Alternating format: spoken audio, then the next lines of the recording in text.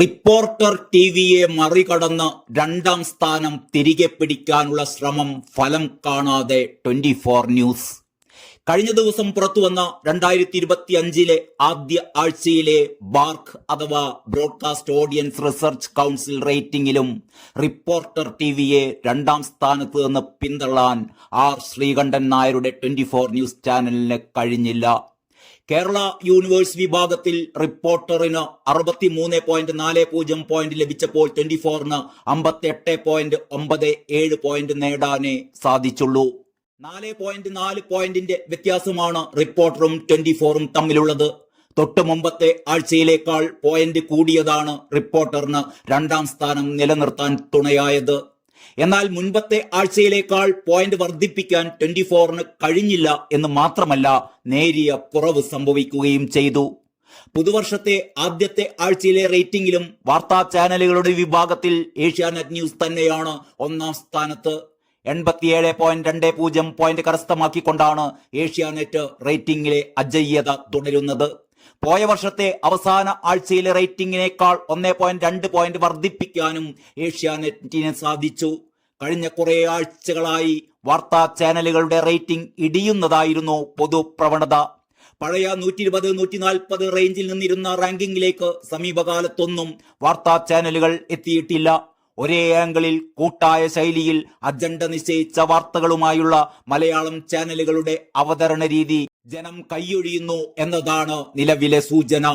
School കലോത്സവമടക്കമുള്ള വാർത്താ സംഭവങ്ങളിൽ പുലർത്തിയ മികവാണ് ഏഷ്യാനെറ്റിന് പോയിന്റ് വർദ്ധിപ്പിക്കാൻ തുണയായത് എന്നാണ് എഡിറ്റോറിയൽ വിലയിരുത്തൽ.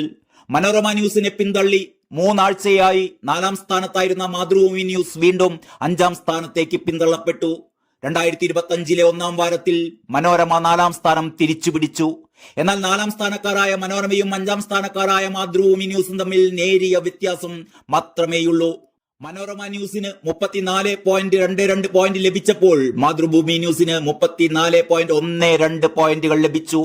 കേരള യൂണിവേഴ്സ് വിഭാഗത്തിലെ റേറ്റിംഗിൽ മനോരമ ന്യൂസ് മുന്നിലെത്തിയെങ്കിലും കേരള 15+ വിഭാഗത്തിൽ മനോരമയും മാതൃഭൂമിയും 39 പോയിന്റുമായി 4ാം സ്ഥാനം പങ്കിടുകയാണ്. ഗൗരവമുള്ള വാർത്താ അവതരണത്തിനാണ് ഇപ്പോഴും കേരളത്തിൽ പ്രേക്ഷകരുള്ളത് എന്ന് തെളിയിക്കുന്നതാണ് മനോരമയുടെയും മാതൃഭൂമിയുടെയും മുന്നേറ്റം. ഇടക്കാലത്ത് ഡിജിറ്റൽ പ്ലാറ്റ്ഫോമിലെ പ്രേക്ഷകാഭിരുചി പിന്തുടർന്ന് പൈങ്കിളി വിഷയങ്ങളിലേക്ക് പോയ മാതൃഭൂമി ആ ശൈലി മാറ്റിയ ശേഷമാണ് 4ാം സ്ഥാനത്തേക്ക് തിരിച്ചു വന്നത്. വാർത്തയുടെ ഗൗരവം കളഞ്ഞുള്ള അവതരണ രീതി പിന്തുടരുന്ന റിപ്പോർട്ടറിനും 24നും ഇത് പാഠമാകേണ്ടതാണ്. പുതുവർഷത്തെ ആദ്യ ആഴ്ചയിലെ റേറ്റിംഗിലും ജനം ടി വി 6ാം സ്ഥാനത്താണ്. 1ാം ആഴ്ചയിലെ 18.9 പോയിന്റാണ് കേരള യൂണിവേഴ്സ് വിഭാഗത്തിൽ ജനം ടി വി കരസ്ഥമാക്കിയത്. നേരത്തെ 20 പോയിന്റിലേറെ നേടിയിരുന്ന ജനം ടി വിക്ക് ഇപ്പോൾ 18.85 പോയിന്റാണുള്ളത്. ജനം ടി വിക്ക് പിന്നിൽ കൈരളി ന്യൂസ് ആണ് 7ാം സ്ഥാനത്ത്.